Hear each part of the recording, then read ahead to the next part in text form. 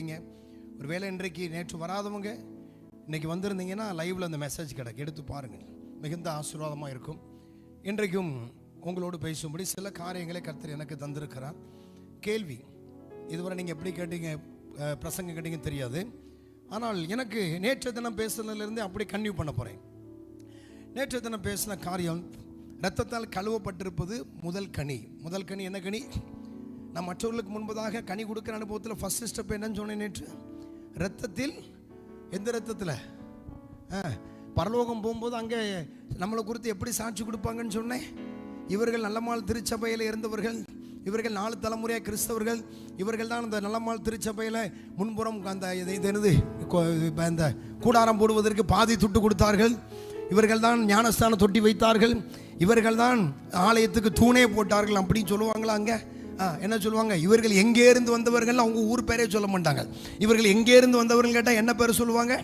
ஆட்டுக்குட்டியானவருடைய இரத்தத்தில். அப்போது இரத்தத்தில் கழுவப்படுற அனுபவம் தான் பாவ மன்னிப்பு என்று நேற்று சொன்னேன். அப்போ பாவ மன்னிப்பை நான் பெற்றுக்கொண்டேனால் பக்கத்து வீட்டுக்காரன், மேல் வீட்டு, கீழ் வீட்டுக்காரங்களாம் தெரியணும், இவன் கிறிஸ்தவன், பாவ மன்னிப்பை பெற்றுக்கொண்டவன், பாவ மன்னிப்பை நிச்சயத்தை சுதந்திரித்து கொண்டவன். செகண்ட் ஸ்டெப் சொன்னேன், அவன் நீதிமானாக்கப்பட்டவன் தேவனால். அப்போ நம்மளை ஒருத்தனும் கை நீட்டி குற்றம் சாட்டவே முடியாது, நிமிர்ந்து நிற்கலாம். நீதிமான் நான் அப்படி நெஞ்ச நிமிர்ந்துட்டு, அதான் ஃபாதர் பாடி வச்சிருக்காரு பார்த்தீங்களா? சரி, அப்படிப்பட்ட அனுபவத்துக்குள் தேவன் நம்மை கொண்டு வந்திருக்கிறான். இவ்வளோ மகிமையான கிரியை நம்முடைய வாழ்க்கையில் செய்திருக்கிறவர் நம்மிடத்தில் ஒரு 4 கொஸ்டின். அதில் ஃபர்ஸ்ட் 2 கொஸ்டின் உங்களுக்கு காண்பிக்கிறேன், அது உங்களை நோக்கி கேட்கறதாக இருக்கட்டும். மார்க்கு சுவிசேஷ புஸ்தகம் 4ஆம் அதிகாரம், அதில் 40வது வசனம். மார்க்கு சுவிசேஷ புஸ்தகம் 4ஆம் அதிகாரம் 40வது வசனத்தை ஒரு வாசிக்க கேட்போம். மைக்கில் வாசிமா. அவர் அவர்களை நோக்கி ஏன் இப்படி பயப்பட்டீர்கள்? ஏன் இப்படி பயப்பட்டீர்கள்? ஏன் உங்களுக்கு விசுவாசம் இல்லாமல் போயிற்று என்றார். ஏன் உங்களுக்கு விசுவாசம் இல்லாமல் போயிற்று? இந்த 2 வார்த்தையை லகுவாய் படித்து கடந்து போய் விடுவோம். ஏன் இப்படி பயப்பட்டீர்கள்? ஏன் அந்த வார்த்தையை கேட்காரு? நான் இருக்கும்போது நீங்கள் ஏன் பயந்தீங்கன்னு கேட்காரு. அப்படிதான் அர்த்தம். இல்லை என்ன சம்பவம் நடந்தது? அந்த சம்பவத்தை நான் சொல்கிறதுக்கு முன்னாடி ஒரு காரியத்தை விவரமாக சொல்லிடுறேன், கவனிங்க. இயேசு கூட இருக்கும்போது நாம் பயப்படக்கூடாது என்று அவர் விரும்புகிறார். அப்புறம் இயேசு கூட இருக்கும்போது அவிசுவாசம் இருக்கக்கூடாதுன்னு விரும்புகிறார். அப்போ இந்த 2 காரியமே என் வாழ்க்கையில் அனுதினமும் இருக்குமானால் முடிவு என்ன? வெளிப்படுத்தல் 21:8 எடுத்துக்கொள்வோம். முடிவு என்னன்னு முதல்ல பார்த்துட்டு அப்புறம் செய்திக்குள்ளே போவோம். முடிவு என்ன? இது 2 என் வாழ்க்கையில் ரொம்ப கேஷுவலாக, அதெல்லாம் ஒன்றும் இல்லைங்க, இதில் என்னங்க இருக்கு, அப்பெல்லாம் ஒன்றும் இல்லைங்க அப்படின்னு போயிட்டே இருந்தோம்னு வச்சுடுங்க. ஒரு நாள் ஐயா சொன்ன மாதிரி பொட்டுன்னு போயிடும், அவ்வளோதான். அப்புறம் பாடி ஏற்றி அடக்கம் பண்ணுறாம்மா. ஐயா சொன்னாங்க பார்த்தீங்களா? ஒரு சம்பவம் நினைவுக்கு வந்து ஐயா சொல்லும்போது அதை சொல்லிட்டு வார்த்தைக்குள்ள வாருங்க. எங்கள் பெரியம்மா ஒரு ஆள் இறந்து போனாங்க. அவங்க காதில் ஒரு கம்மல் போட்டுருந்தாங்க. ஒரு 25 வருஷம் அந்த கம்மல் தான் போட்டுருந்தாங்க. பழைய ஆள், அவங்க போட்ட கம்மலை களத்தில். அந்த அம்மா இறந்து போச்சு. இப்போது பாடியை என்ன பண்ணுறாங்க, இங்கேருந்து வீட்டிலேருந்து குளிப்பாட்டி எடுக்கும்போது கல்லறை தோட்டத்தில் போய் கம்மலை கழட்டிடுவோம்ப்பா, எங்கள் அம்மா ஆசையாக போட்ட கம்மல்னு சொல்லி மகா சொன்னான். அதனால கல்லறை தோட்டத்தில் கொண்டு வச்சாச்சு. இப்போ எல்லாரும் கண்ணு எங்கே இருந்தோ தெரில, அந்த மகா கண்ணு அப்படியே அந்த கம்மல் மேலே இருக்குது. அவங்க மகன், அவங்க மகன்னா அவங்களுடைய அக்கா மகன், அவங்க கண்ணும் கம்மல் மேலே இருக்குது. கவனிக்காமல் என்ன பண்ணாங்க, இறக்குங்கப்பா, நிறுத்துப்பா, இறக்குங்கப்பான்னு சொல்லுமா, நிறுத்துப்பா, கம்மலை களத்துலையாப்பான்ட்டா. சரி களத்துங்கம்மான்னாச்சு. களத்த முடியல. எவ்வளவோ ட்ரை பண்ணி பார்க்காங்க, வரமாட்டு. நான் சொல்ல, விடுங்கய்யா, சும்மா இருப்பா, நாளைக்கு வந்து தோண்டிட போறேன் உனக்கு. கடைசியில் அந்த பொண்ணு அழுதுட்டே இருந்துச்சு. அம்மா காதை கடிச்சு திருக்கி கம்மல் எடுத்துட்டு, அல்லேலூயா. பக்கத்தில் கையை பிடிங்க, ஒன்றும் போவாது, கூட வராது. ஒரு பாட்டு உண்டு தெரியுமா? அந்த பாப்பா சங்கரமாக தான் நினைக்கிறேன். மாட மாளிகை கூட கோபுரம் எல்லாம் போச்சுதே, மாட மாளிகை கூட கோபுரம் எல்லாம் போச்சுதே, ஐயா மானிடரை சுடுகாட்டுக்கு கொண்டு போகுதே, மரணம் கொண்டு போகுதே, மரண நதி வேகமாய் நடுவில் ஓடுதே, ஐயா மானிடர். நாய் குலைக்கு தபேலா அடிப்பாங்க. அப்போ தபேலா அடித்து தபேலா போட்டு அந்த அம்மா பாட்டு போடு, மூக்கில் ரொம்ப அந்த சொக்கு பொடி சொகுசு பொடி எல்லாம் போச்சுதே, காது கம்மிக்கு கம்மலுக்கும் எல்லாம் போச்சுது. நல்லா கவனிச்சிங்க, ஒன்றுமே வராது. சரியா? சரி, வாசிப்போம் வசனத்தை, வாங்க இந்த பக்கம். பயப்படுகிறவர்களும், நல்லா கவனிங்க, ரொம்ப கேஷுவலாக வாழ்ந்துட்டு போக முடியாதுங்க. கேள்வி கேட்டாருன்னா அந்த கேள்விக்கு உங்கள் வாழ்க்கையில் பதில் இல்லை என்றால் முடிவு என்னவாகும் முதல்ல சொல்லிட்டு செய்தி போறேன். பயப்படுகிறவர்களும், அவிசுவாசிகளும், அருவருப்பானவர்களும், கொலைபாதகரும், விபச்சாரக்காரரும், சூனியக்காரரும், விக்கிரகாராதனைக்காரரும், பொய்யர் அனைவரும் இரண்டாம் மரணமாகிய கந்தகமும் எரிகிற கடலிலே பங்கடைவார்கள் என்றார். அல்லேலூயா. அதை பற்றி எனக்கு என்ன கவலை, அப்படிதான் இருக்கு. அதை பற்றி எனக்கு கவலை அப்படின்னு திரும்பி சொல்கிறேன். நிர்விசாரம் வேண்டாம். ஒன்று கிறிஸ்தவத்துக்கு வந்திருக்கவே கூடாது, ஒன்று இயேசுவை அறிஞ்சிருக்கவே கூடாது. அப்படியே அந்த பக்கம் நின்றுக்கணும். கொஞ்சம் தண்டனை நரகத்தில் ஒரு 3rd கிளாஸ் 4th கிளாஸ் தான் கிடைக்கும், இயேசு அறியாமல் செத்தா கூட. ஆனால் இயேசுவை அறிஞ்சிட்டு சபைக்குள்ளே இருந்து பண்டிகையெல்லாம் கொண்டாடி தோரணம் கட்டி பூ வச்சு செட் எடுத்து எல்லாமே பண்ணிட்டு, நல்லா கவனிங்க, எல்லாமே பண்ணிட்டு போய் சேர்ந்தா A+B இந்த 2 தண்டனை உண்டு. விளையாட்டு கிடையாது தேவனுடைய பிள்ளைகளை. Be serious. ஒரு மனுஷன் எப்போ மரிப்பான்னு தெரியாது, இயேசு எப்போ வருவாருன்னு தெரியாது. அப்போ கேள்வி கேட்பாரானால் அதற்கு பதில் நம்ம வாழ்க்கையில கிரியையில இருக்க வேண்டும். இல்லை என்றால் முடிவு ஒன்று உண்டு. அதுதான் இந்த வசனம். பயப்படுகிறவர்களும் அவிசுவாசிகளும் இரண்டாம் மரணமாகிய அக்னியும் கந்தகம் எரிகிற கடலிலே பங்கடைவார்கள் என்று வேதம் சொல்லுகிறது. வருஷம் கேள்வினால் இருக்கிறதையா? கேள்விக்கு பதில் எங்கள் வாழ்க்கையில் நாங்கள் பார்த்துக் கொள்கிறோம் என்று அலட்சியம் செய்துவிட்டு போகலாம். தேவ பிள்ளையே, திரும்ப திரும்ப எச்சரிக்கிறேன், இதற்கு முடிவு இதுதான். இப்போ பிரசங்கத்துக்குள்ள வந்துருவோம். முடிவு பார்த்துட்டுமா? முடிவு என்னது? அதனால துக்க வீட்டில் உட்காந்து பரலோகத்துக்கு போறோமோ இல்லையோ தெரியல, கொஞ்சம் ஆசையா பாடிருமேன். பரலோகமே என் அப்படியே ஆண்டவர் ஐஸ் வைக்கிறது. அந்த இடத்துலயா கொஞ்சம் ஐஸ் வச்சு, ஆண்டவரே நாங்கள் பரலோகத்துக்கு கொஞ்சம் ஆசைப்படுற ஆண்டவரே, நாங்கள் சர்ச்சில் ஜாலியாக இருக்குன்னு நினச்சிக்கிடாதீங்க. இங்கே 10 கிலோ எங்களுக்கு ஆசை இருக்குது. இந்த போய் சேர்ந்த மனுஷன் மாதிரி நாங்களும் வருத்தம் பசிதாகம் மான தூயாரம் அங்கன்னு அப்படி பாட்டு பாடி அவரை ஏமாத்திட்டே ஓடுற காலமாக தான் இருக்கு. தேவனுடைய பிள்ளைகளே, நன்கு புரிந்து கொள்ளுங்கள். இந்த கேள்வி நாளில் டேனியலை கொண்டு வந்து கர்த்தர் சொல்றார், பயப்படுகிறவனும் அவிசுவாசியும் யார் 2ஆம் மரணமாய் அக்னியும் கந்தகம் எரிகிற கடலிலே பங்கடைவானா. இங்க சம்பவத்துக்கு அப்படியே திருப்பிக் கொள்வோம். ஆண்டவர் எதிர்பார்க்கிறது என்ன? மாற்கு சுவிசேஷ புஸ்தகம் 4ஆம் அதிகாரத்தை அப்படியே கையில் எடுத்துக்கங்க. என்ன சம்பவம் நடந்தது?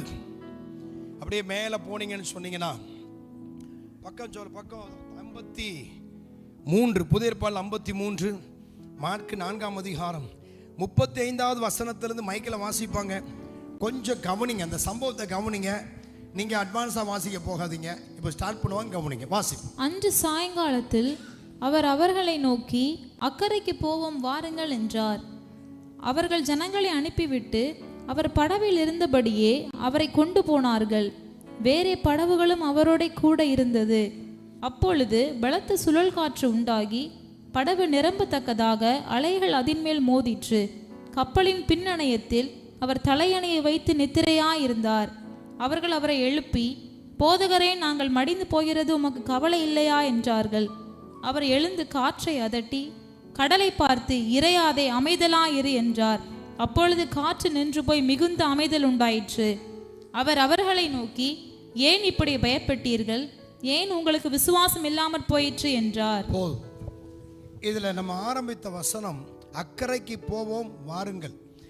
இப்போ சீசர்களை அக்கறைக்கு போவோம் என்று வாருங்கள் என்று அழைத்து கொண்டு போவது இயேசுவை சீசர்கள் அழைத்துட்டு போகல. நல்லா கவனிக்கிறீங்களா? இயேசுவை சீசர்கள் அழைச்சிட்டு போகல, சீசர்களை இயேசு அழைத்து கொண்டு போகிறார். அக்கறைக்கு போவோம் வாருங்கள். அப்போ அக்கறையில் கொண்டு போய் சேர்க்க வேண்டியது யாருடைய வேலை? அவர்கள் யாரோடு பயணித்து கொண்டு இருக்கிறார்கள்? ஆண்டவராக இயேசுவோடு. இயேசுவை பற்றி அவர்களுக்கு தெரியுமா? தெரியும். அவர் யார்? மரித்து போன மனிதனை உயிரோடு எழுப்புகிறவர். அவர் அற்புதங்களை செய்கிறவர். கண்களுக்கு முன்பாக எவ்வளோ மிராக்கல்ஸ் அவங்க பார்த்துருக்கிறாங்க. இதில் வேற பேதுருக்கு வெளிப்பாடும் கிடைத்திருக்கிறது, நீர் ஜீவனுள்ள தேவனுடைய குமாரனாகி கிறிஸ்து என்று. அப்போ தான் பயணித்து கொண்டிருக்கிற இயேசுவை அவர்கள் அறிந்திருக்கிறார்கள். அவரோடு கூட ஒவ்வொரு நாளும் பிரயாணப்பட்டு கொண்டிருக்கிறார்கள். அப்போ அவர் ஒரு காரியத்தை சொல்லிவிட்டால் அது நடக்கும் என்று அவர்களுக்கு தெரியும். அப்போ அவர் சொல்றார், அக்கறைக்கு போவோம் வாருங்கள். அப்போ அக்கறைக்கு கொண்டு போய் சேர்க்க வேண்டியது அவருடைய பொறுப்பாக இருக்க அந்த போட்டில் தான் இவங்க பிரயாணப்பட்டு கொண்டு இருக்கிறார்கள். இயேசு கிறிஸ்து சற்று களைப்பு மாம்சத்தில் வந்த நாட்களில் அவரும் நம்மை போல இளைப்படைந்தவராய், நம்மை போல கொஞ்சம் உடல் ரீதியான சோர்வெல்லாம் அவரும் பார்த்தார். ஆகவே தான் நம்மை போல மாம்சத்தில் அவர் வந்தார். அப்போ அவர் சற்று என்ன பண்ணுறார், அப்படியே நல்லா தூங்கிட்டார், நிம்மதியாக தூங்கிட்டார். அங்கே போகிற வரை நம்ம தூங்கிடுவோமே. இப்போ போட்டு போயிட்டு இருக்கிற நேரத்தில் வேதம் சொல்லுகிறது, பெருங்காற்றடிக்கிறது. அப்பொழுது பலத்த சுழல் காற்று உண்டாகி படவு நிரம்பத்தக்கதாக அலைகள் அதன் மேல் மோதிட்டு. நல்லா கவனிக்கணும், இதில் இருக்கிற அந்த படகுல இருக்கிற பெரும்பாலும் ஒரு மீனவர்கள் தான். ஆனால் அவர்களுக்கு ஒன்று தெரியும், கப்பல் வந்து இப்போ ஒரு படகு, பெரிய படகு, இது வந்து கப்பல் இல்லை, ஒரு பெரிய படகு. பெரிய படகு பார்த்துருக்கீங்களா? நான் பார்த்துருக்கேன். நான் போய் அதில் கஷ்டமும் பட்டிருக்கேன், அதனால எனக்கு தெரியும். கரைக்கு வராது, உள்ளிங்கிறது ஸ்டீம் போட்டில் தான் உள்ளே போகணும். அவ்வளோ பெரிய ஒரு படகுன்னு வச்சுக்குமே. ஆனால் இவர் போனது கரையிலேருந்தே தான் ஏறி போயிருக்கிறார், ஒரு படகு. சரி, இப்போ சமுத்திரத்துக்குள்ளே போயிடுச்சுன்னா அங்கே அந்த இடத்துல கரையை விட்டு ரொம்ப தூரம் உள்ளே போயிடுச்சுன்னு வச்சுக்கோமே. அப்போ அக்கறைன்னு சொல்லும்போது ஒரு 1 கிலோமீட்டர் தூரத்தில் இருக்கிற கரையை போல இது தெரியவில்லை. சற்று உள்ள ரொம்ப லாங்கில் போய் அடுத்த கரைக்கு போகிற மாதிரி இருந்திருக்கிறது. அப்போது இவர் அந்த நடு சமுத்திரத்துக்குள்ளே போன உடனே அலைகள் கொந்தளிக்கிறது, காற்றடிக்கிறது. அந்த படகு மேலே அலை தண்ணி வந்து உள்ளே விழுது. அவங்க கோரி வெளியே ஊற்றுவாங்க. சமுத்திரத்தில் மீன் பிடிக்க போகிறவங்களுடைய அனுபவத்தை நீங்கள் கேட்டால் தெரியும். தண்ணி உள்ளே வரும், கோரி வெளியே ஊற்றுவாங்க. இப்போது இதில் இருக்கிற சில மீனவர்களாக இருந்தாலும் சமுத்திரத்தின் தன்மையை அறிந்தவர்களுக்கு சமுத்திரத்தை பற்றி நன்கு தெரியும். நீந்த தெரிந்தாலும் சமுத்திரத்தில் விழுந்தால் மீனவனால் நீந்த முடியாது. பிரைஸ்லார்ட். சமுத்திரத்தில் விழுந்தால் மீனவனாலும் நீந்த முடியாது. ஏனென்று சொன்னால் சமுத்திரம் மிகவும் ஒரு வலிமையானது. அந்த சமுத்திரத்தின் அலைகள் அப்படி தண்ணி எப்படி இருக்கும்னு சொன்னால் அந்த வந்து ஒரு சமநிலையில் இருக்காது. நான் கடலுக்குள்ளே போயிருக்கிறேன். நான் யாழ்ப்பாணத்தில் ஒரு கடல் உண்டு, பேர் எனக்கு தெரியல, சில்லங்காலம். அலையே இல்லாத கடல்னு சொன்னாங்க. அந்த கடலுக்குள்ளே நீந்தி உள்ளே போயிட்டோம். அங்கே உள்ளே போய் நீந்துற அளவுக்கு போய் நின்னாச்சு. ஆனாலும் அலையே இல்லைன்னு சொல்கிறேன், அலை இல்லை. ஆனால் தண்ணியுடைய ஆட்டம் இப்படி இருக்கிறது. அது இப்படி போகுது, ஆடிக்கொண்டே இருக்கிறது.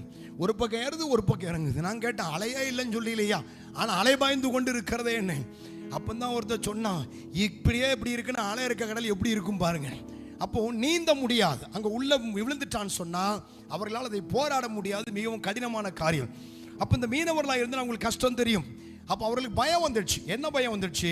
இப்போ அடிக்கிற அலையும் இந்த காற்றின் வேகமும் நிச்சயமாக படகை சமுத்திரத்திலே மூழ்கடித்து விடும். நல்லா கவனிக்கிறீங்களா? மூழ்கடித்து விடும். அப்போ அவர்களுக்கு ஒரு மரண பயம் வந்துடுச்சு. மரண பயம் வந்ததுனால அவர்கள் இயேசுவை போய் தட்டி எழுப்புகிறார்கள். இயேசுவை தட்டி எழுப்பினது சரிதான், எழுப்பின விதம் தான் தவறு. அல்லேலூயா. எழுப்பினது தவறில்லை, எழுப்பின விதம் தவறு. எப்படி எழுப்பியிருக்கணும்? இயேசுவே ஒரு மாதிரி இருக்கு, ஒரு மாதிரி சிச்சுவேஷன் மோசமாக இருக்கு, கொஞ்சம் முழிங்கன்னு சொல்லியிருந்தா அவர் கோவப்பட்டுருக்க மாட்டார். ஆனால் அவங்க என்ன வார்த்தை கேட்டாங்க தெரியுமா? உங்களை மாதிரியே கேட்டாங்க. உமக்கு என்ன கவலை ஆண்டவரே, என் பிரச்சனை தெரியும், யார்கிட்ட போய் சொல்லுவேன். நீங்கள் ஆண்டவர்கிட்ட திட்டண்டா உட்காந்துட்டு யார்கிட்ட போய் சொல்லுவேன், எங்கே போய் சொல்லுவேன் அப்படின்னு சொல்லிட்டீனாலே நீங்கள் யாரை தான் திட்டுதியா? சொல்லுங்க, அவரை தான் திட்டுதியா? அதை வாசிங்க, என்ன சொல்லி எழுப்புறாங்க பாருங்க. போதகரே, நாங்கள் மடிந்து போகிறது உமக்கு கவலை இல்லையா என்றார்கள். நாங்கள் சாவரை பத்தி உங்களுக்கு என்னையா கவலை, எப்படி தூங்குறீரேன்றான். அக்கறைக்கு போக வாருங்கள். கூட்டு வந்தது யாரு ஐயா? கூட்டு வந்தது யாரு? இப்போ செத்தா யாரு பொறுப்பு சொல்லுங்க? அக்கறையில கொண்டு சேர்க்க வேண்டியவர் தூங்கிட்டு இருக்கிறார். இவன் கேட்க, நாங்க சாயரை பத்தி உங்களுக்கு கவலை இல்லையான்றான். எவ்வளவு கோபம் பாருங்க, எவ்வளவு டென்ஷன் பாருங்க. என்ன சொல்லியிருப்பாங்க, எப்படி ஆரம்பிச்சிருப்பாங்க கொஞ்சம் யூகிச்சு பார்ப்போமா? பேதுரு சொல்லியிருப்பான், யாக்கோபு பாத்தியால அவ பாட்டில் தூங்குறாரா, மனுஷனாயா அவரு, தண்ணி அவர் மேலையும் போட்டு தூங்குறாரு பாடுறான் இருப்பான். எழுப்பு இரு கொஞ்சம் பார்ப்போம் அவரா எழும்புறாருன்னு. அவர் எந்திரிக்கிற மாதிரியே இல்லை, நல்லா தூங்கிட்டார். கடைசியில் இவங்க அவ்வளோ வரைக்கும் என்ன ஆகி போச்சு, இனி தப்புறதுக்கு வாய்ப்பு இல்லை.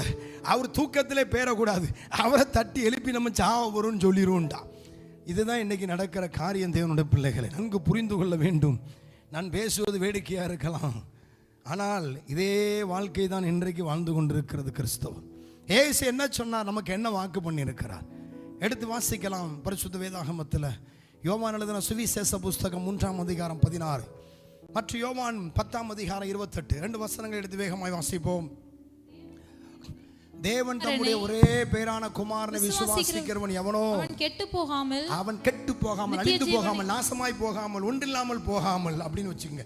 கெட்டு போகாமல் நித்திய ஜீவனை அடையும்படிக்கு அவரை தந்தருளி இவ்வளவாய் உலகத்தில் அன்பு கூர்ந்தார். அப்ப இயேசுவை நமக்காய் பிதாவானவர் தந்ததின் நோக்கம் என்ன? நீங்கள் உலகத்திலே நாசமாய் போக மாட்டீர்கள், அழிந்து போக மாட்டீர்கள், கெட்டு போக மாட்டீர்கள், ஒன்றில்லாமல் போக மாட்டீர்கள். நல்லா கவனிக்கிறீங்களா? அப்போ இயேசுவை நமக்காய் தந்ததின் நோக்கம் என்ன? பரலோக ராஜ்யத்தில் நம்மை கொண்டு சேர்ப்பதற்கு. அப்போ தேவ பிள்ளைகளை, உங்களை என்னையும் எப்படி இயேசு அக்கறைக்கு போவோம் வாருங்கள் என்று சீசரில் அழைத்து கொண்டு போனாரோ, அதே போல உங்களையும் என்னையும் பரலோக ராஜ்யத்துக்கு கூட்டிட்டு வர்றதுக்கு எம்பெருமான் இயேசுவின் கையில பிதாவானவர் கொடுத்திருக்கிறார். வசனம் இருக்குது, வாசிங்க பார்க்கலாம். நான் அடுத்த ஒரு வசனம் சொன்னேன். யோவான் 10:28-29 2 வசனங்களை வாசிக்க கேட்போம். நான் அவைகளுக்கு நித்திய ஜீவனை கொடுக்கிறேன். நான் அவைகளுக்கு நல்லமால்புரம் சேகரத்தில் இருக்கிற தேவ பிள்ளைகளுக்கு நித்திய ஜீவனை கொடுக்கிறேன். அவைகள் ஒரு காலம் கெட்டு போவதில்லை. அந்த நல்லமால்புரம் சேகரத்தில் இருக்கிற என்னுடைய ஆடுகளாகிய என் பிள்ளைகளுடைய தலை மயிராகிலும் அழியாதுன்றார். என்னது? என் மயிரை கூட ஒண்ணும் செய்ய முடியாதுன்றார். என்ன சொல்லிட்டாரு? சிரிக்கிய ஒரு மாதிரி சொல்லியிருக்காரா இல்லையா? உங்க மயிரை கூட அழிக்க முடியாதுன்னு சொல்லியிருக்காரா இல்லையா? எங்க சொல்லியிருக்காரு அப்படின்னு லூக்கா 21:17-18 வாசிட்டு போயிடும். அது வேற. ஐயா ஒருத்தரை கூட்டு வந்தார், மயிருன்ட்டு போயிட்டாரு. அதே ஐயா பின்னால உட்காந்து பார்த்துட்டு இருக்காரு. லூக்கா 21:17-18 படிங்க சீக்கிரம். என் நாமத்தின் நிமித்தம். ஏன்னா பக்கம் சொல்லிருமா, அது எங்க இருக்கு? நான் தேடி பார்த்தா பைபிளே இல்லை அப்படின்றாங்க. 116 புதிய ஏற்பாடு எல்லாம் 116 திருப்புங்க. என் நாமத்தின் நிமித்தம் எல்லாராலும் பகைக்கப்படுவீர்கள். எல்லாரும் உங்களை பாய்ப்பாங்க, உங்களை சண்டை போடுவாங்க. ஆனாலும் உங்கள் தலைமயிரில் ஒன்றாகிலும் அழியாது. நான் சொல்லலையா, எம்பெருமான் ஏசுனார் சொன்னாரியா, நல்லமால்புரம் சேகரத்தில் இருக்கிற என் பிள்ளைகளோட தலை மயிரை கூட ஒருத்தனும் தொட முடியாதுன்னு சொன்னது அவர். சொன்னதுக்கு ஒரு நன்றி சொல்லுமா கையை தட்டி. விருப்பம் இல்லைன்னா சொல்லண்டா, ஒன்றும் அவசியம் இல்லை. அவர் ஒன்றும் கூட கேட்கல, யாரையும் கம்பல் பண்ணிலாம் கேட்கல. உங்களுக்கு விருப்பம் இருந்தால் கையை வாங்கி தட்டி கூட சொல்லலாம். ஆண்டவரே உமக்கு நன்றின்னு. விருப்பம் இல்லைன்னா சொல்லண்டா, பரவாயில்ல. சிலருக்கு விருப்பம் இல்லைங்கிறத காட்டி ரொம்ப தம்பி மாதிரி சுத்தமாக விருப்பமே கிடையாது. வந்ததே பெரிய விஷயம். இதில் வேற எங்களை கை ஒருத்தட்டு சொல்லுதாப்பா. நல்லா கவனிக்கிறீங்களா? நான் பேசுறது புரியுதா? கேள்வி கேட்டாரு, பதில் இல்லைன்னா எங்கே போய் சேரணும்? நரகத்தனையாக போகணும். கேள்வி கேட்டு பதில் இல்லைன்னா எங்கே தான் போகணும்? நான் சொல்லலை, அவர் தான் சொன்னார். கேள்வி கேட்டுட்டாரு. அப்போ இந்த கேள்வி கேட்ட பிறகு இந்த வாழ்க்கையில் அந்த கேள்விக்கு பதிலை நம்ம சரி பண்ணலைன்னா முடிவெங்க? பேசுங்க. நரகத்துக்கு. நம்ம நரகத்துக்கு அழைக்கப்படலை. ஏசு எங்க கூட்டு போறதுக்கு நம்மள பிளான் பண்றாரு? நித்திய ஜீவன். இப்போ இயேசுவின் கையில நம்ம கொடுத்தது யாரு? அதை வாசிங்க. இப்போ நான் அவைகள் நித்திய ஜீவனை கொடுக்கிறேன், அவைகள் ஒரு காலம் கெட்டு போவதில்லை, ஒருவனும் அவைகளின் கையிலிருந்து பறித்துக் கொள்வதில்லை. அடுத்த வசனம் ரொம்ப முக்கியம், கவனிங்க. அவைகளை எனக்கு தந்த என் பிதா எல்லாரிலும் பெரியவராய் இருக்கிறார். நல்லமால்புரம் சேகரத்தில் சிறுசபையில் இருக்கிற என்னுடைய ஆடுகளாகிய என் பிள்ளைகளை எனக்கு தந்த என் பிதா. அப்ப இயேசுவின் கையில் உங்களை கொடுத்தது யாரு? வாய் திறந்து பேசுங்களேன். எப்படி 9 மணி வரை இழுத்து கொண்டு போயிடும், வழி கிடையாது. பக்கத்தில் இருக்கு வீடு. நான் இங்கேருந்து 62 kilometre, up and down 120 kilometre வருது எனக்கு. அல்லேலூயா. 30-40 பேர் வந்து உட்காந்துருக்கீங்க. உங்களுக்கு பிரசங்கம் பண்ணுறதுக்கு அங்கேருந்து என் ஐயா கூப்பிட்டுருக்கோ பாருங்க. பக்கத்தில் இருக்க ஊழியக்காரனை கூப்பிட்டு பிரசங்கம் சொல்லியிருக்கலாம். கவனிக்கிறீங்களா? என்ன போட்டிருக்கு? நல்லா கவனி. என்ன போட்டிருக்கு? அவைகளை எனக்கு தந்த என் பிதா எல்லாரிலும் பெரியவராய் இருக்கிறார். எங்க கொண்டு சேர்க்கிறதுக்கு பிதாவானவர் இயேசுவின் கையில உங்களுக்கு கொடுத்திருக்காரு நித்திய ஜீவன். நல்லா சொல்லுங்க. பரலோக ராஜ்யத்துக்கு எங்க போறதுக்கு? இப்போ உங்களை இயேசுவின் கையில கொடுத்தது பிதாவாகிய தேவன். நம்புறீங்களா இல்லையா? அப்போ உங்களை பரலோக ராஜ்யத்துக்கு கூட்டு வரணும்னு பிதாவானவர் இயேசுவின் கையில கொடுத்தாரா? இப்போ பொறுப்பு யாரு? இவங்களை பரலோக ராஜ்யத்துக்கு கூட்டு போற பொறுப்பு யாரு? கூட்டு போறா போக மாட்டாரா? இடையில விட்டு போயிடுவாரா? விட மாட்டார்ல. பக்கத்தில் கையை பிடிங்க. பின்ன ஏன் புலம்பிட்டு இருக்கிய? டக்குன்னு கேட்டணும். கையை பிடிச்சாலும் யோசிக்கவே கூடாது, உடனே கேட்டணும். யோசித்து கேட்டிங்கன்னா வேணுங்கன்னே இப்போ என்னை பார்த்து வைக்கான்னு தெரிஞ்சிடும். புரியுதுங்களா? ஐயா மாரும் இப்போ யோசிக்க கூடாது, பக்கத்தில் கேட்டணும்.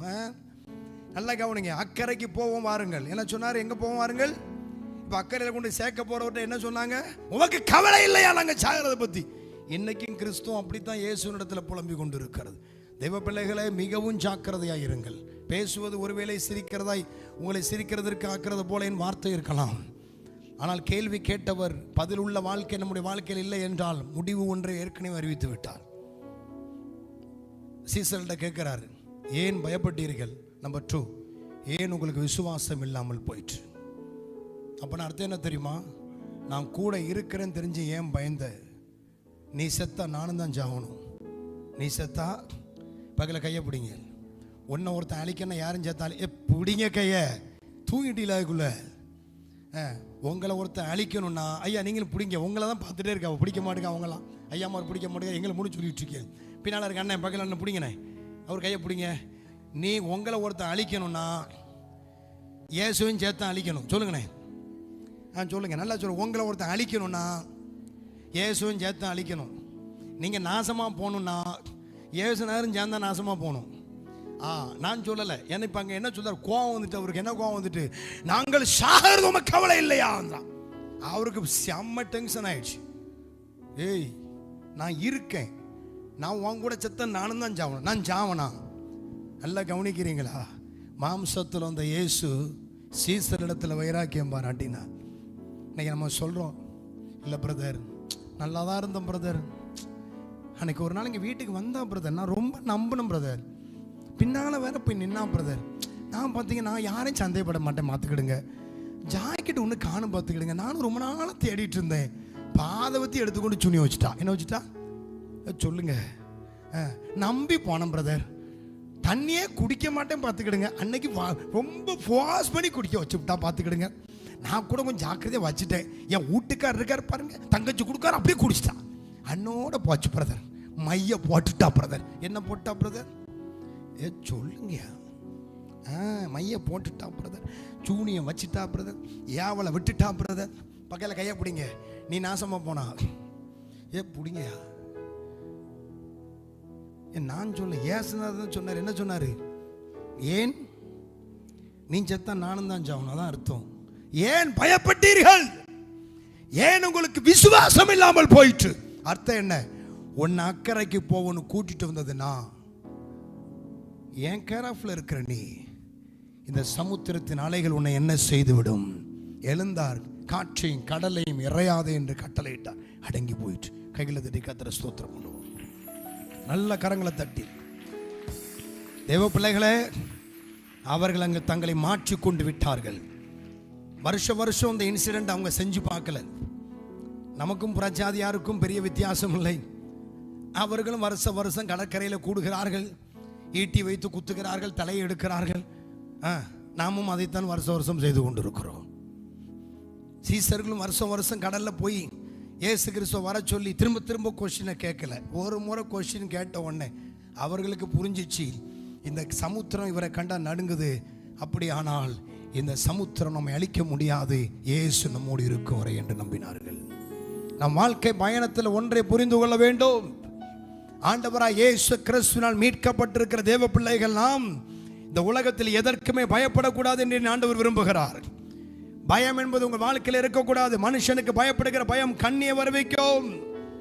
அந்த பயத்தின் ஆவி போக வேண்டும் என்று அதையும் கிரியையில சென்று முடித்திருக்கிறாரே. நேற்று தினத்தில் சொன்னேன் அல்லவா?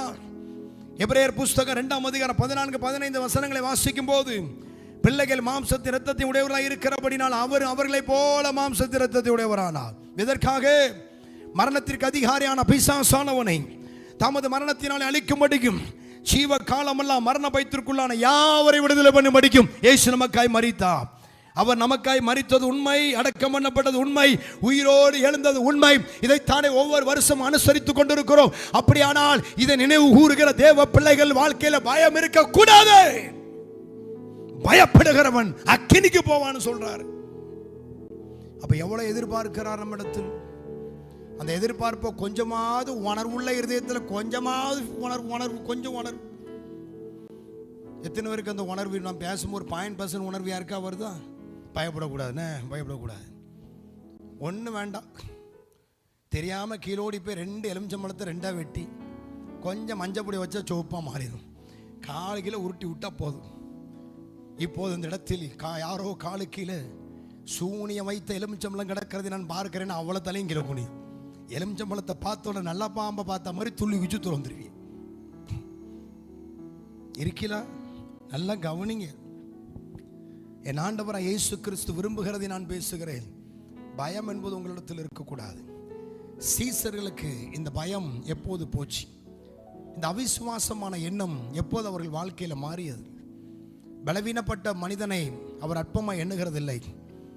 ஆண்டவர் இப்படி நம்மளை பார்த்து கேள்வி கேட்டுட்டு பயப்படாத பயப்படாதன்னு சொல்லிட்டு போகிற தெய்வம் அல்ல. அவர் பயப்படுகிற பிள்ளைகளை பயப்படாமல் இருக்க என்ன செய்யணுமோ அதையும் செய்வார் அவர். அப்போ சீசர்களுக்கு அந்த பயம் இருந்தது, சீசர்களுக்கு அந்த கலக்கம் இருந்தது. இயேசுவோடு கூடத்தான் இருந்தார்கள். ஆனால் ஒரு காலம் வந்தபோது இயேசுவை சிலுவையில் அறைய கொண்டு போன போது அத்தனை பேரும் பயந்து ஓடிவிட்டார்கள். நீங்கள் உடனே சொல்வீங்க, இயேசுவோடு இருந்த சீசனே ஓடிட்டான், நம்மை மாத்திரம் பக்கத்தில் கைப்பிடிங்க. அவரோடு இருந்த சீசனே ஓடிட்டான், பிடிங்க பக்கத்தில், நம்மையை மாத்திரம் கொஞ்சம் திருப்தியாக இருக்கும். அவங்களே ஓடிட்டான், நம்மை மாத்திரம்னு. அவங்க ஓடனா அந்தால விடலை, ஓடனவனை திருப்பி கூப்பிட்டு வந்தார். கூட்டிட்டு வந்து அவர்களை மீண்டும் பலப்படுத்தினார். எப்படி பலப்படுத்தினார்? தம்முடைய ஆவி அவர்களுக்கு கொடுத்தார். அவர் தம்முடைய ஆவி அவர்களுக்கு கொடுத்தார். பரிசுத்த ஆவியானவரை கர்த்தர் அவர்களுக்கு கொடுத்தார். அந்த பரிசுத்த ஆவியானவர் அவர்களுக்குள் வந்தபோது பயம் விலகி போயிற்று, பயம் திகில் விலகி போயிற்று.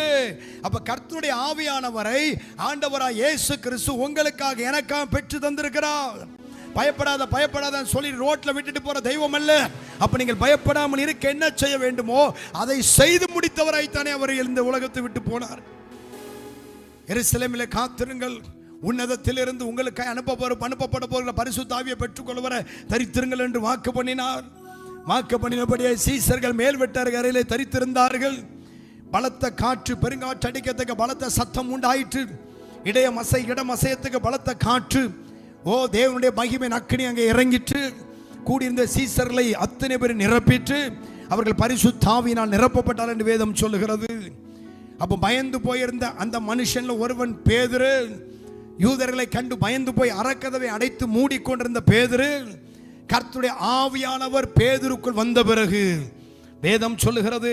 அப்படியே திருப்பி அதை கொஞ்சம் வாசித்து விடுவோம். ஒருவேளை பயம் போக வேண்டுமானால் என்ன செய்ய வேண்டும்? அது நமக்கு மிகவும் நல்லதல்லவா? 2ஆம் அதிகாரம் 14ஆம் வசனத்திலிருந்து மைக்கில் வாசிக்க கேட்போம். பக்கம் 162 162 புதிய ஏற்பாடுல வாசிக்க கேட்போம். என்னாச்சு, தூங்கிட்டியா? அப்போஸ்தலர் 2 தான் சொன்னேன். பம்பிலியா எகிப்து என்னும் தேசத்தார்களும். அப்போஸ்தலர் 2:14. அப்பொழுது பேதுரு 11 கூட நின்று அவர்களை நோக்கி உரத்த சத்தமாய், யூதர்களே, எருசலேமில் வாசம் பண்ணுகிற ஜனங்களே, நீங்கள் எல்லாரும் அறிந்து கொள்வீர்களாக, என் வார்த்தைகளுக்கு செவி கொடுங்கள். நீங்கள் நினைக்கிறபடி இவர்கள் வெறி கொண்டவர்கள் அல்ல.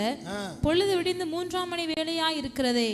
தீர்க்கதரிசியாகிய யோவேலினால் உரைக்கப்பட்டபடியே நடந்தேறுகிறது. கடைசி நாட்களில் நான் மாம்சமான யாவர் மேலும் என் ஆவியை ஊற்றுவேன்.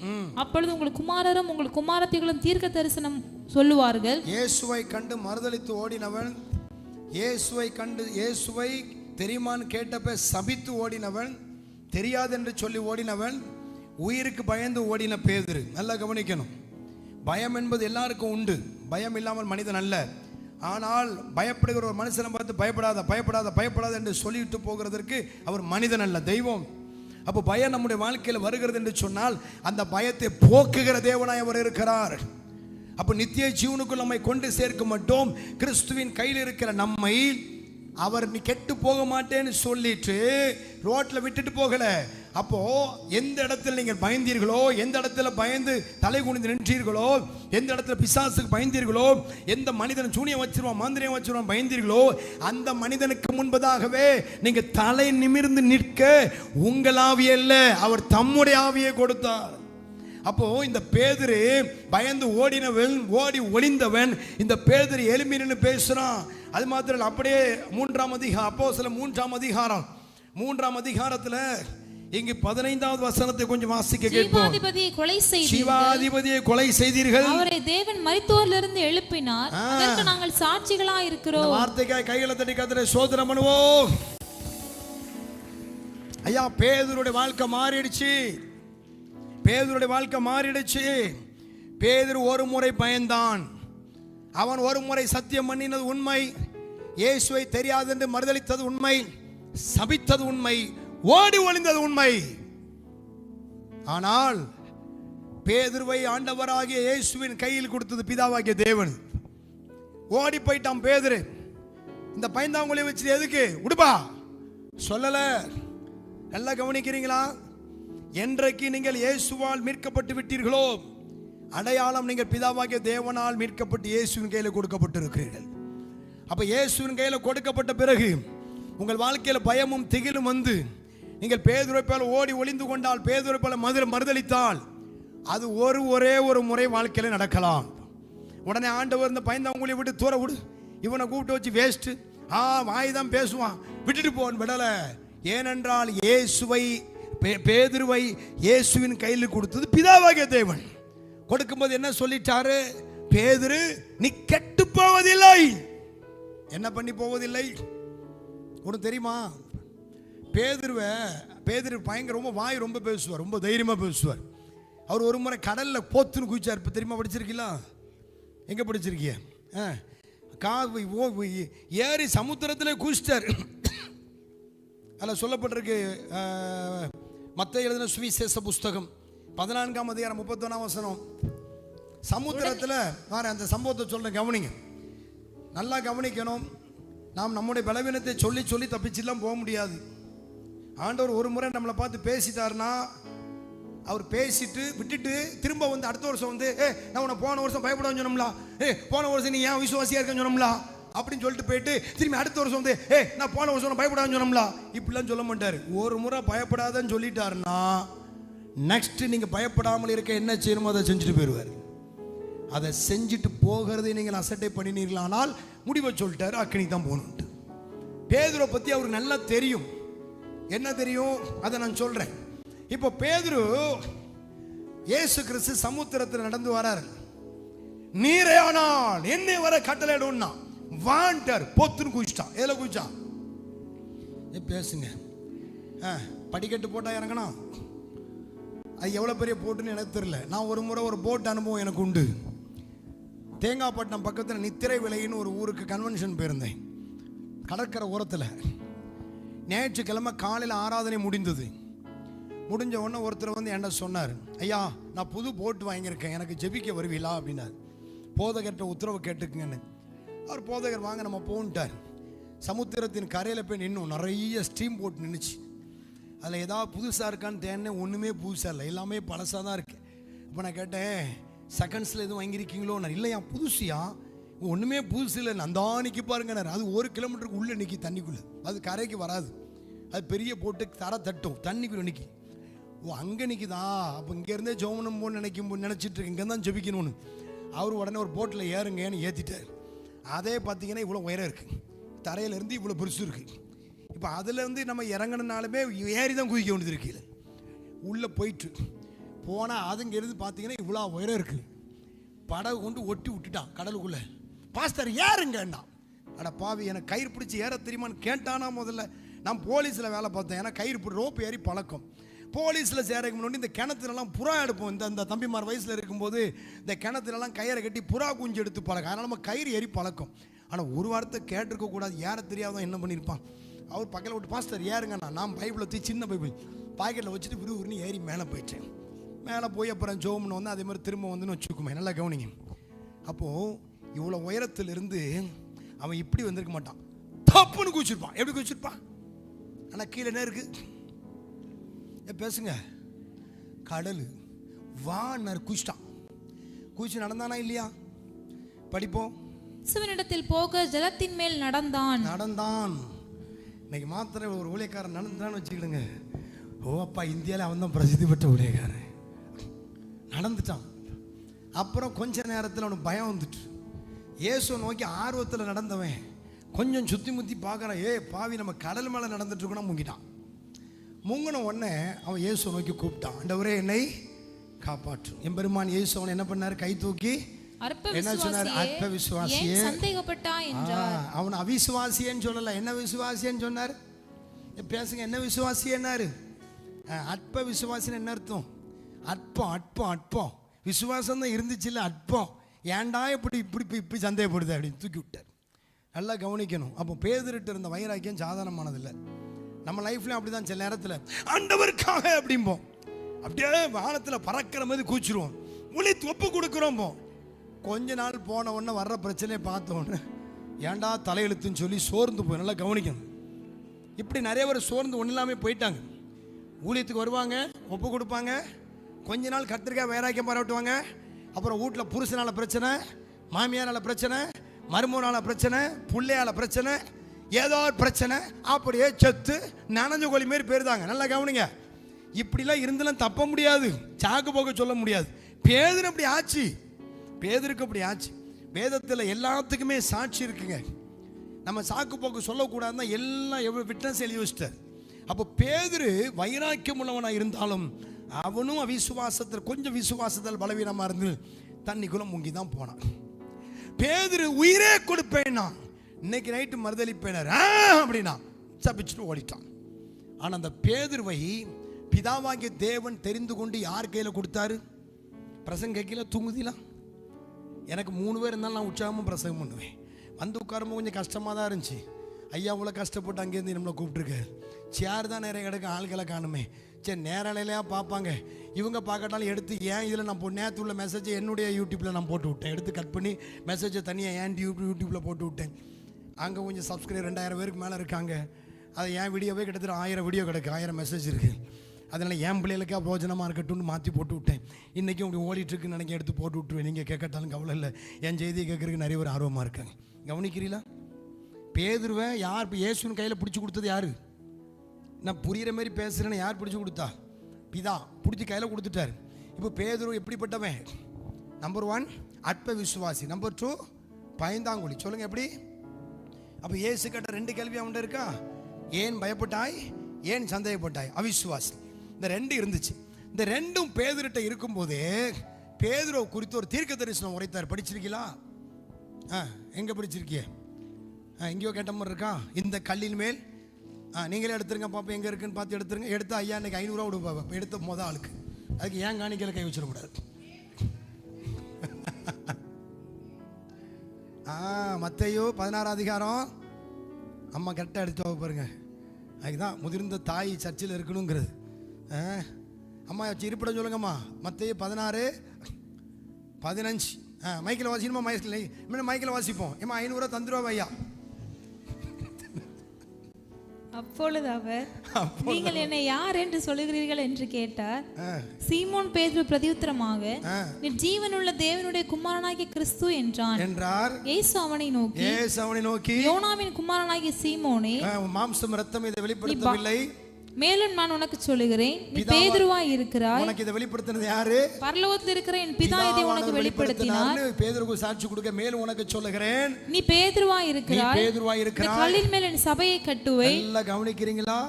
இந்த பேதுருவை குறித்து இந்த தீர்க்க தரிசனம் உரைக்கும் போது பேதுருவை பத்தி இயேசுவுக்கு நல்லா தெரியும். இவன் என்னை மறுதலிப்பான், மறுதலிக்கிறது மாத்திரமல்ல என்னை சபிப்பான். கவனிக்கிறீங்களா? பக்கத்துல கையை பிடிச்சு சொல்லுங்க, கையை பிடிங்க. உங்களை தெரிந்து கொள்ளும் போதே உங்கள் ஆவிக்குரிய பலமும் தெரியும், வீக்னஸும் தெரியும். சரி விட்டுருங்க, புரிஞ்சுச்சா நான் பேசுறது? என் பலம் யாருக்கும் தெரியும், என்ன செய்யனே தெரியல, பார்த்துக்கிட்டு சிஸ்டர் சோம்பே முடியலை, எல்லாம் தெரியும் அவருக்கு, எல்லாமே தெரியும். நம்மளை பற்றி தெரியாமலாம் கிடையாது. நம்மளை தூக்கி எடுக்கும் போதே அவருக்கு தெரியும் இவன் எப்படி இருப்பான், எவ்வளோ நாள் இப்படி வாடுவான், எவ்வளோ நாள் உழைஞ்சிவான், எவ்வளோ நாள் இப்படி ஸ்பீடாக இருப்பான், இந்த 10 அடி போன கவுத்துன்னு எவ்வளோ தடவை எல்லாம் தெரியும்.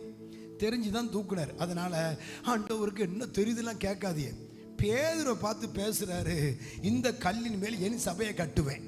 அவனை பார்த்து பேசும்போது இயேசுக்கு இன்னொன்று தெரியும், என்ன சிலுவையில் அறைய பிடிக்கும் போது துண்டை காணும் துணியை காணும் ஓடுற மொதாலே நீதாண்டா. ஹலோ, நல்லா கவனிக்கிறீங்களா? கேள்வி கேட்பார் என்று சொன்னால் அந்த கேள்வி கேட்டதோடு முடிக்கிறவர் அல்ல, நம் வாழ்க்கையை சரி பண்ணி பாதுகாக்கிற தேவன் அவர். அந்த காரியத்துக்குள் நம்மை ஒப்பு கொடுக்காவிட்டால் கேள்விக்கு பதில் நித்திய அக்னி. அதைத்தான் நான் திரும்ப திரும்ப சொல்லுகிறேன். அப்போ பேதுரு பார்த்து சொல்ல, இந்த கல்லின் மேல் சபையை கட்டுவேன், பாதாளத்தின் வாசல் அதை மேற்கொள்வதில்லை. பாதாளத்தின் வாசல் அதை மேற்கொள்வது என்ன அர்த்தம் தெரியுமா?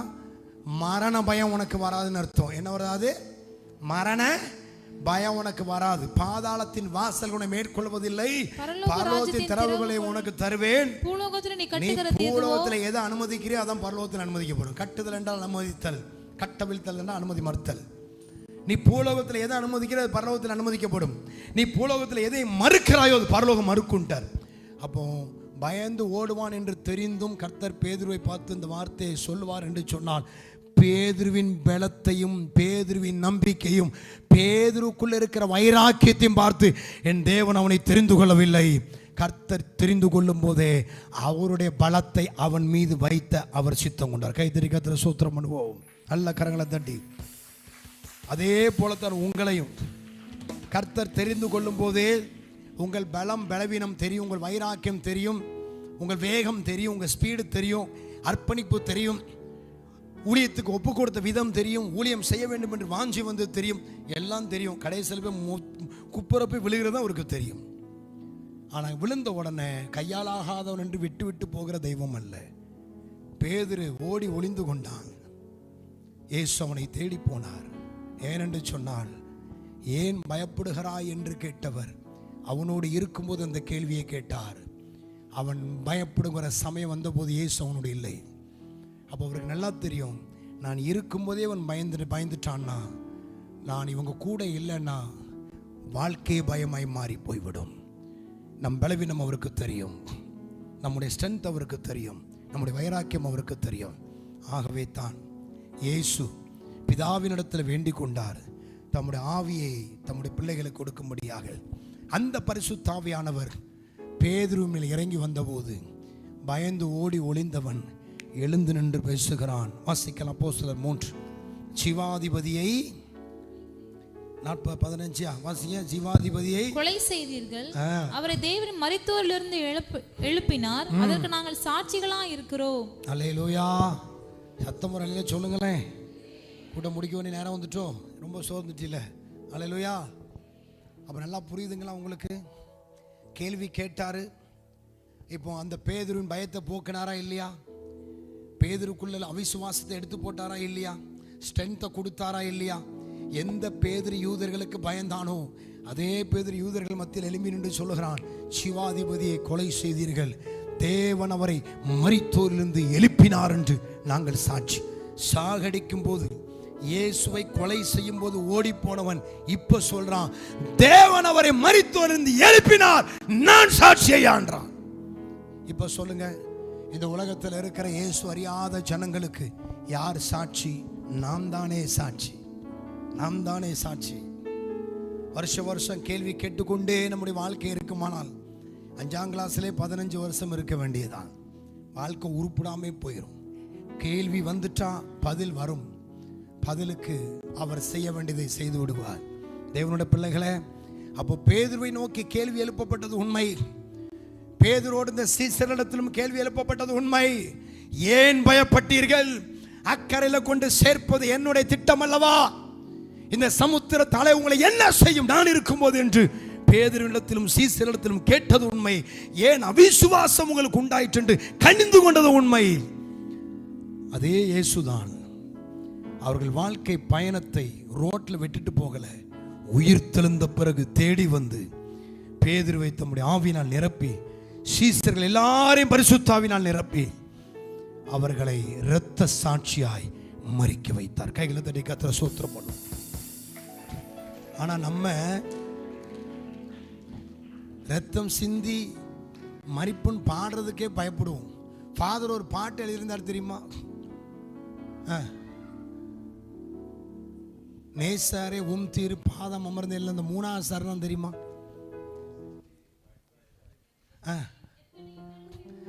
எத்தனை இன்னல்கள் என் வாழ்வில் வந்தாலும் உம்மை பிரியேனையா.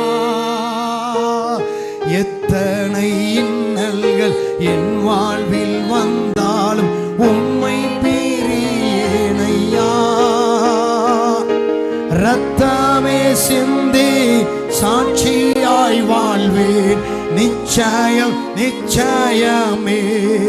ஆஹா, ரத்தமே சிந்தி சாட்சியாய் வாழ்வேன், நிச்சயம் ஓ கைகளை உயர்த்தி ரட்சகரே இயேசுநாதா ஆராதனை ஆராதனை ரட்சகரே. ஓ ஹல்லேலூயா.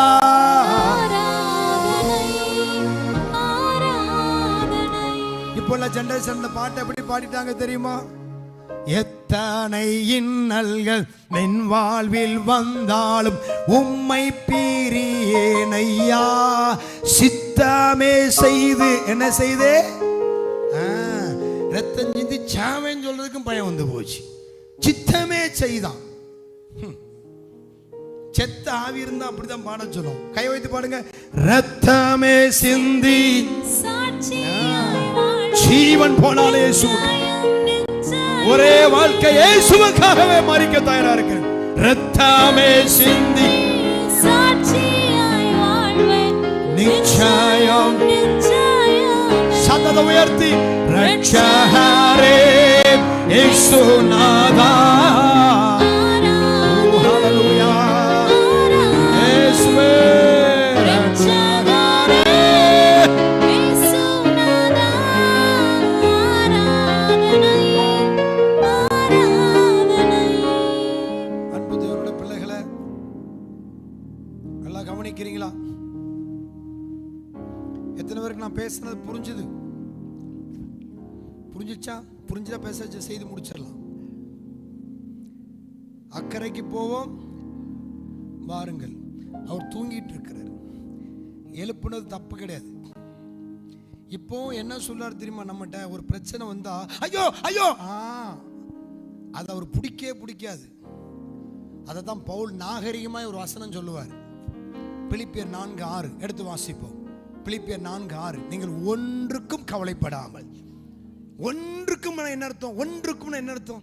ஐயோ ஐயோ அப்படின்னு எவனா சொன்னா சும்மா கர்த்தர் பார்த்துக் கொள்வார். நீங்கள் ஒன்றுக்கும் கவலைப்படாமல் எல்லாவற்றையும் குறித்து உங்கள் விண்ணப்பங்களை ஸ்தோத்திரத்தோட கூடிய ஜெபத்தினாலும் புலம்பலோட அல்ல அலறியல் பயந்து பரிதபித்தல் ஸ்தோத்திரத்தோடு கூடிய விண்ணப்பத்தை தேவனுக்கு ஜெபத்தினாலும் வேண்டுதலினாலும் தேவனுக்கு தெரியப்படுத்துங்கள். தப்பே கிடையாது. இயேசு கிறிஸ்து தூங்கிட்டு இருக்கும்போது இயேசுவே கொஞ்சம் எந்திரிங்களேன், என்னப்பா இங்க பாருங்க ஒரு மாதிரி இருக்குன்னா அவர் சந்தோஷப்படுவார். நாங்க சாரத பத்தி கவலை இல்லாம தூங்கிட்டு இருக்கிறீருண்டா. பக்கத்துல கைய பிடிச்சி சொல்றது அப்படி சொல்லுங்க. சாவே வந்தாலும் கவலைப்படாதீங்க. ஏன்னா உங்களுக்கு சாவே இல்லை. கையை பிடிச்சவங்களுக்கெல்லாம் சாவு கிடையாது.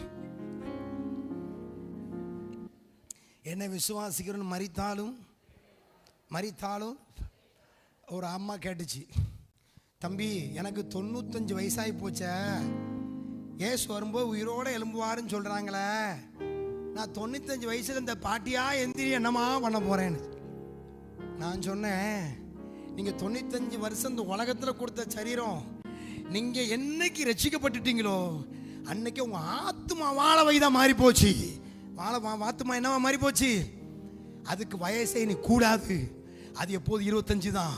அப்போ எனக்கு வயசு இப்படி ஆகி போச்சேன். இயேசு வரும்போது இந்த சரீரம் இல்லை, 25 வயசு அழகான வாலிபப்புள்ள சரீரத்தை இயேசு தருவார்னே. அது கொஞ்சம் சந்தோஷம் வந்துரு. கை தட்டுங்க பார்க்கலாம். அப்படி தானே பைபிளில் போட்டிருக்கு. ஆமாம். அதனால் வயசானாளுக்கெல்லாம் கவலைப்படாதீங்க. என்ன வயசாகி போச்சு நீங்கள் என்னத்தை எந்திரிச்சு இல்லை 100 வயசில் நம்ம மரிச்சு போனாலும் 100 வயசில் இயேசு ஏற்றுக்கொண்டாலும். என் பூட்டை 110 வயசில் செத்தார். அவர் 110 வயசில் தான் இயேசுவை ஏற்றுக்கொண்டார். என்னுடைய பூட்டு அவரை பற்றி சொல்லுவாங்க. அவர் 106 107 வயசு இருக்கும்போது ஒத்த கடா குட்டி கறியை ஒத்தையில் தின்னுபிடுவாராம். இன்றைக்கி நம்ம 1 கிலோ கறியை வாங்கி அதை காலையில் சாப்பிட்டு மதியம் சாப்பிட்டு நைட்டு சாப்பிட்டு அப்புறம் ஃப்ரிட்ஜில் வச்சு அடுத்த நாளும் சாப்பிட்றோம். அதனால எல்லாம் இப்படியே போகுது. 1 கிலோ கறி ஒரு ஆள் சாப்பிடும். அல்லேலூயா. சரி போட்டு சாப்பாட விடுவோம். நல்லா கவனிக்கிங்களா? புரிஞ்சிச்சா? இப்போ அக்கறைக்கு போகணும்னு கூப்பிட்டு போனது யார்? இப்போ அவன் வந்து டென்ஷன் ஆனவனுக்கு யார் கோவப்பட்டா? இப்போ நம்ம பரலோகத்துக்கு போகிறதுக்கு யார் கையில் கொடுக்கப்பட்டிருக்கோம் சொல்லுங்க?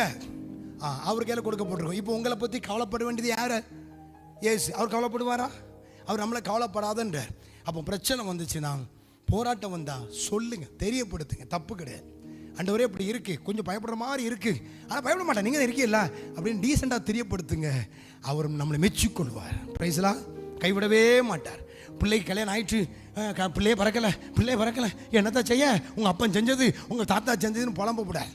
அப்போ கல்யாணம் முடிஞ்சு 5 வருஷம் ஆகிட்டா நீங்கள் சொல்லணும், இல்லை ஏன் கவலைப்படுற, அவர் உன்னை பிள்ளை தருவாருமா, உன்னை பிள்ளை பெற்றாலே ரட்சிக்கப்படும் வசனம் சொல்லிட்டு ஏசாயா 59:21 என்ன சொல்லிட்டு, உன்மேல் அருளின ஆவி, என் மேலே அருளின ஆவி, என் வாயில் வரல வார்த்தை, என் வாயிலிருந்தும் உன் வாயிலிருந்தும் நீ பிள்ளை பிறக்காது நினைக்கிய அந்த பிள்ளை வாயிலிருந்தும் மாறுவதில்லைன்னு சொல்லிட்டாரு. கைத்தறி கத்திர சோத்திரம் பண்ணுங்க.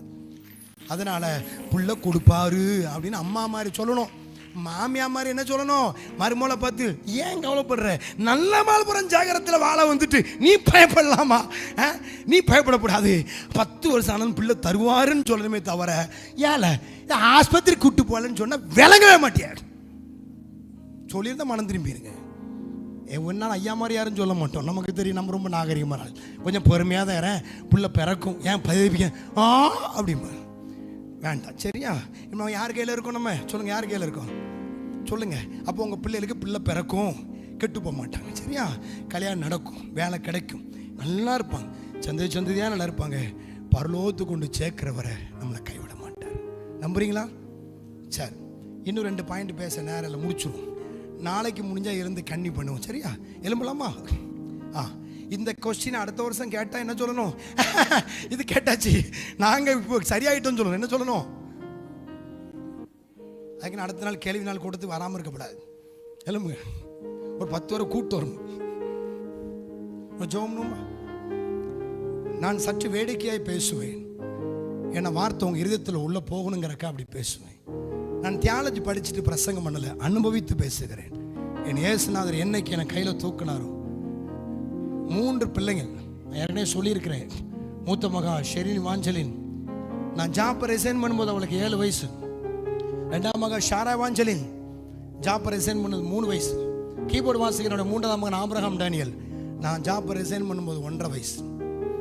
அவன் பிறந்த டைமில் என் மனைவி அப்போவே வேலையை விட்டு வெளியே வந்துட்டான். ஒத்த சம்பளம், அப்போலாம் பே கமிஷன்லாம் போடலை. போலீஸ்காரனுக்கு வருமானமே வெறும் 7,000 ரூபா 8,000 ரூபா தான். அந்த வருமானத்தை விட்டுட்டு 3 பிள்ளைங்களை தூக்கி ரோட்டில் இறங்கினேன். எல்லாரும் திட்டினா, பைத்தியம்னா, லூசுன்னா, பென்ஷனை போய் வாங்கினா, பென்ஷன்லாம் இன்னைக்கு வர பென்ஷன் வாங்கலை, வேண்டான்ட்டேன். அழைத்தவர் எனக்கு எல்லாம் செய்வார். இன்னைக்கு வர ஒரு குறை வைக்கல, 1 ரூபா கடனும் இல்லை, நல்லா வச்சிருக்கிறேன். ஏன் சொல்ல வரேன்னா, நான் இயேசுவை நம்பினேன், நம்புகிறேன், இன்னமும் நம்புவேன். ஏனென்றால் என்னை கையில் தூக்கி வைத்திருக்கிறது மனிதன் அல்ல, எனக்காக ஜீவனை கொடுத்தேன் இயேசு. அவர் என்னை பரலோக ராஜ்யத்தில் கொண்டு சேர்க்க மட்டும் என்னை கைவிட மாட்டார், என்னை வெட்கப்பட விட மாட்டார். என்னை மாத்திரமல்ல, வாக்கு பண்ணி இருக்கிறார், பிள்ளைகளின் பிள்ளைகளையும் ஆசீர்வதிப்பேன் என்று. ஆகவே தான் நான் தைரியமாய் பேசுகிறேன். அவர் மீது நம்பிக்கை வையுங்கள். அவர் கேட்ட கேள்வி, ஏன் பயப்பட்டீர்கள், ஏன் உங்களுக்கு அவிசுவாசம், இந்த 2ம் இன்றோடு மாறட்டும். கையை உயர்த்தி ஒரே வார்த்தை சொல்லுங்க, ஆண்டவரே எங்கள் அவிசுவாசம் இனி எங்கள் வாழ்க்கையில் வரக்கூடாது, நாங்கள் பயப்படக்கூடாது. அப்படி பயம் இருக்குமானால் உம்முடைய ஆவி எங்கள் மீது ஊற்றும், உம்முடைய ஆவி எனக்கு தாரும்னு கேளுங்க. நாளை தினத்தில் தைலாபிஷேகம் என்ற தலைப்பு இருக்கிறதுனால நாளை அபிஷேகத்தை பற்றி தான் உங்களுக்கு பேச போகிறேன். அதில் நீங்கள் நிறைவு பெற்று விடுவீர்கள் என்று நான் முழு நிச்சயத்தில் நம்புகிறேன். இன்னைக்கு ஒரு சின்ன ஜெபம் பண்ணுங்க. ஏசப்பா, எங்கள் வாழ்க்கையில் இனி பயம் வரவே கூடாது. நீங்கள் இருக்கும்போது எனக்கு என்னப்பா பயம், நீர் இருக்கும்போது எனக்கு என்னப்பா கலக்கம், சொல்லுங்க பார்க்கலாம். நீர் இருக்க எனக்கு என்ன பயம், நீர் இருக்க எனக்கு என்ன கலக்கம், நீர் இருக்க எனக்கு என்ன பயம், நீர் இருக்க எனக்கு என்ன கலக்கம். கலங்கிட மாட்டேன், திகைத்திட மாட்டேன், பயந்திட மாட்டேன், பின் வாங்கிட மாட்டேன். கலங்கிட மாட்டேன், திகைத்திட மாட்டேன், பயந்திட பின் வாங்கிட மாட்டேன். நீ பயப்படாதே, நான் உனக்கு துணை நிற்கிறேன் என்று சொன்ன என் தெய்வமே. நீ பயப்படாதே, நான் உனக்கு துணை நிற்கிறேன் என்று சொன்ன என் தெய்வமே. நீர் இருக்க எனக்கு என்ன பயம், நீர் இருக்க எனக்கு என்ன கலக்கம், நீர் இருக்க எனக்கு என்ன மாயம் இயேசுவே, என்ன கலக்கம். கலங்கிட மாட்டேன், திகைத்திட மாட்டேன், பயந்திட மாட்டேன். ஒரு பாடல் தள்ள 14வது பாடல், கையில் இருக்கிற பாடல் தள்ள 14வது பாடல். திகைத்திட மாட்டேன், பின் வாங்கிட மாட்டேன், நீ பயப்படாதே நான் உனக்கு துணை நிற்கின்றேன் என்று சொன்ன என் தெய்வமே. இட கையால் என்னை தாங்கியே, உம்பல கையால் என்னை தழுவியே, இட கையால் என்னை தாங்கியே, உம்பல கையால் என்னை தழுவியே, நித்தாமும் தூக்கி சுமக்கும் எந்த தகப்பனே, உன் பேரன்பில் களி கூறுவே, நித்தாமும் தூக்கி சுமக்கும் எந்த தகப்பனே, உன் பேரன்பில் களி கூறுவே. நீர் இருக்க எனக்கு என்ன பயம், சொல்லுவோமா சபையா? நீர் இருக்க எனக்கு என்ன கலக்கம், எனக்கு என்ன பயம், நீர் இருக்க எனக்கு என்ன கலக்கம். ஒரு விஷயம் சொல்லுவோமா? நீர் இருக்க பயம், ஒரு விஷயம் கூட நீர் இருக்க.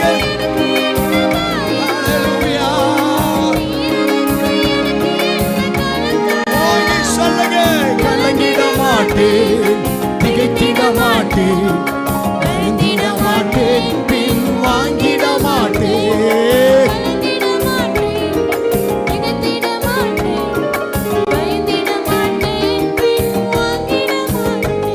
நீ பயப்படாதே நான் உனக்கு துணை நிற்கின்றேன் என்று சொன்ன என் தெய்வமே.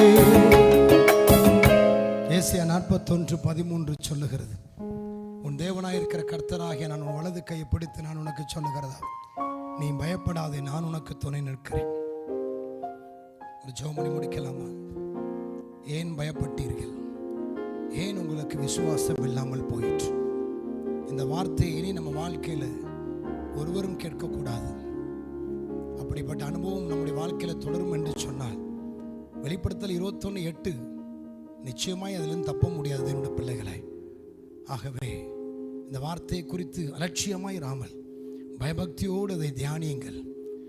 அதிலிருந்து வெளியே வருவதற்கு உங்களை கர்த்தருடைய கையில் ஒப்புக் கொடுங்கள். இனி வரும் காலத்தில் அவர் உங்களை நடத்துவார், மற்றவர்களுக்கு முன்பதாக சாட்சியாக வைப்பார், மேன்மைப்படுத்துவார். நான் கர்த்தர், நான் மாறாதவர், எனக்கு காத்திருக்கிறவர்கள் வெட்கப்படுவதில்லை என்பதை அறிந்து கொள்வாய். உங்கள் வாழ்க்கையில் அதை நிறைவேற்றுவார். நல்ல பிதாவை நஞ்சுள்ள இருதயத்தோடு உம்மை துதிக்கிறோம். உடைய வார்த்தைக்காய் ஸ்தோத்திரம். இந்த 2வது நாள் கூட்டத்திலும் கர்த்தர் பேசி நல்ல வார்த்தைக்காக உம்மை ஸ்தோத்தரிக்கிறேன். உங்களுடைய பிள்ளைகளுக்கு நான் கருத்தாய் போதித்திருக்கிறேன். அவர்கள் அதை எடுத்திருக்கிறார்கள். இனி அவர்கள் பயப்பட போவதில்லை, இனி அவர்கள் அவிசுவாசியாக இருக்க போவதில்லை. காரணம், நீர் அவர்களோடு நிரந்தரமாக இருக்கிறீர். நீர் அவர்களை பாதுகாக்கிறீர், கேர் எடுக்கிறீங்க, ஏந்தி சுமக்கிறீங்க. நித்திய ஜீவனை கொண்டு சேர்க்க மட்டும் நீர் கைவிட மாட்டீர். கிருபை பெருகட்டும் இயேசுவின் நாமத்தில் பிதாவே, ஆமென். கைகளை தட்டி கர்த்தரை ஸ்தோத்திரம் பண்ணுவோம். அப்படியே கையை நீட்டி நல்லாரும் சொல்லுங்க பாப்போம், நல்லாரும் சொல்லுங்க, சொல்லுங்க, நல்லாரும் சொல்லுங்களேன். காணிக்கையா கூட பணம் கேட்கலையே, கர்த்தர் ஆசீர்வதிப்பார். எங்களை ஆசீர்வதிக்கிற நீங்களும் ஆசீர்வதிக்கப்படுங்க. ஆமென்.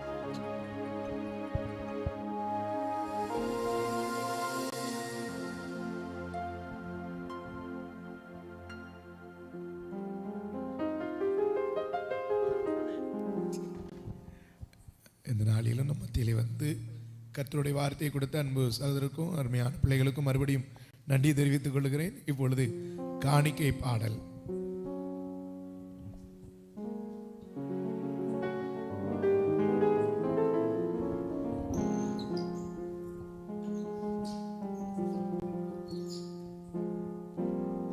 மீன்களை பிடித்தவன் மனுஷரை பிடிக்கவே மாற்றின இயேசு என் படகில் உண்டு.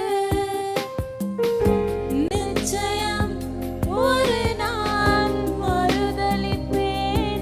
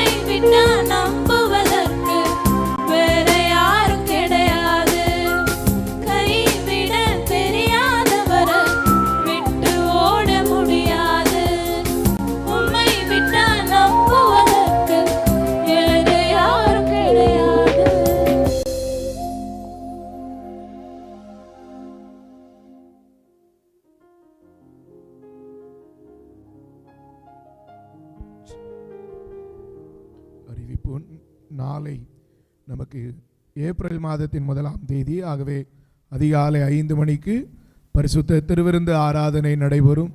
யாரெல்லாம் வருவீங்க? நாங்கள் வந்து தான் ஆகணும், வேறு வழி கிடையாது இல்லையா? ஆகவே நீங்களும் வருவீர்கள் என்று எதிர்பார்க்கிறேன். காலை ஆராதனையிலே கலந்து கொள்ளுங்கள். நாளை மாலை கன்வென்ஷன் கூட்டம் நடைபெறும். ஜெபிப்போம். பரிசுத்தமுள்ள நல்ல தகப்பனை, எங்களோடு பேசின நல்ல வார்த்தைகளுக்காக ஸ்தோத்திரம் ஆண்டவரே. ராஜா, ஏன் பயப்பட்டீர்கள்? ஏன் சந்தேகப்பட்டீர்கள்? தெளிவாக எங்களோடு பேசினீர் அப்பா. நீர் எங்களோடு கூட இருக்கிறீர். நாங்கள் பயப்பட வேண்டிய அவசியம் இல்லை.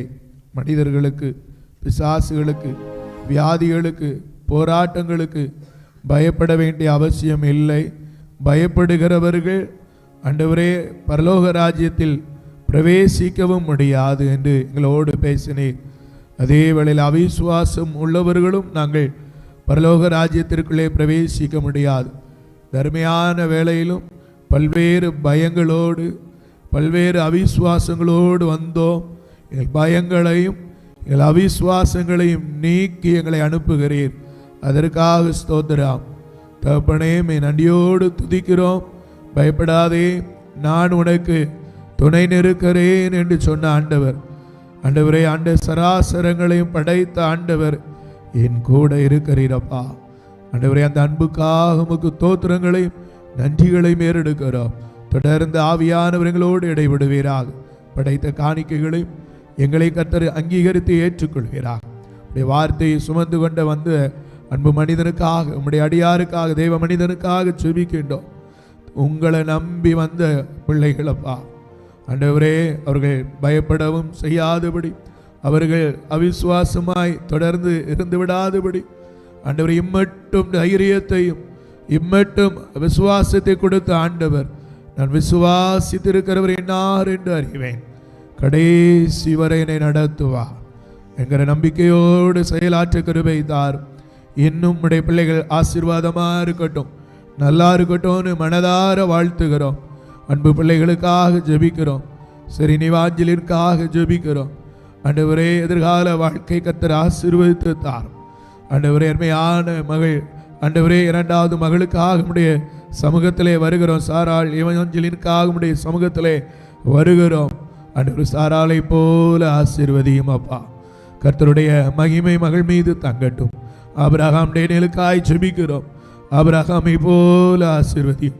உங்கள் பிள்ளைங்க ஆண்டவரே, இந்த உலகத்தில் அநேகர் வாலிப வயதில் ஆண்டவரே தவறான ஓட்டங்களை ஓடிக்கொண்டிருக்கும் பொழுது தகப்பனோடு இணைந்து, தாயாரோடு இணைந்து ஆண்டவரே தங்களுடைய ஆசை, ஆண்டவரே தங்களுடைய ஆசைகள் எல்லாவற்றையும் கிறிஸ்துவுக்காக சிலுவையிலே அறைந்து விட்டு ஓடுகிற நல்ல ஓட்டங்களை கொடுத்திருக்கிறீர்.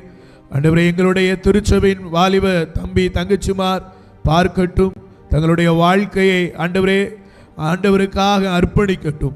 உங்கள் நாம பிள்ளைகள் மூலமாக இன்னும் அநேகருக்கு ஆசீர்வாதமாக இருப்பதாக இரவிலே நல்ல ஒரு நித்திரை தாரும். ஆண்டவரே, இந்த மார்ச் 31ஆம் தேதி வரை ஆண்டவரே இந்த மாதம் முழுவதும் எங்களோடு கூட இருந்து நடத்தின ஆண்டவர், அதிகாலையிலே புதிய ஒரு மாதத்திற்குள்ளே செல்லுகிறோம். ஆண்டவரே, நாங்கள் பயப்படாமல் இருக்கும்படி பரிசுத்த ஆவியானவரே எங்களுக்கு அருளப் போகிறீங்கிற நம்பிக்கையோடு கூட கடந்து செல்ல கிருபை தார். ஆவியானவர் எங்களுக்கு தந்திருக்கிறீர். பயமுள்ள ஆவியை கொடாமல் தெளிந்த புத்தியும் அன்புமுள்ள ஆவியை தந்திருக்கிறீரே. ஆண்டவரே, அதை உணர்வதற்கு என்னுடைய அவிசுவாசத்தை எடுத்து போடும். துதிகன மகிமை எல்லாம் இயேசுப்பா ஒருவருக்கே செலுத்துகிறோம். பெண்கள் பண்டிகையிலும் கலந்து கொண்டு இந்த அருமையான கன்வென்ஷன் கூட்டத்திலையும் ஆண்டவரே எல்லா டயர்டு இருந்தாலும் வாஞ்சையோடு வந்த பிள்ளைகள் வெறுமையாய் போகாதபடி நிரப்பி ஆசீர்வதியும். இயேசுவின் மூலம் தாழ்மையோடு ஜெபிக்கிறோம் நல்ல பிதாவே. நம்முடைய கர்த்தராகிய இயேசு கிறிஸ்துவினுடைய கிருபையும் பிதாவாகிய தேவனுடைய அன்பும் பரிசுத்த ஆவியானவருடைய ஐக்கியம் நம் அனைவரோடு கூட எப்போதைக்கு இருப்பதாக. பயப்பட மாட்டேன், நான் பயப்பட மாட்டேன், பயப்பட மாட்டேன், நான் பயப்பட மாட்டேன்.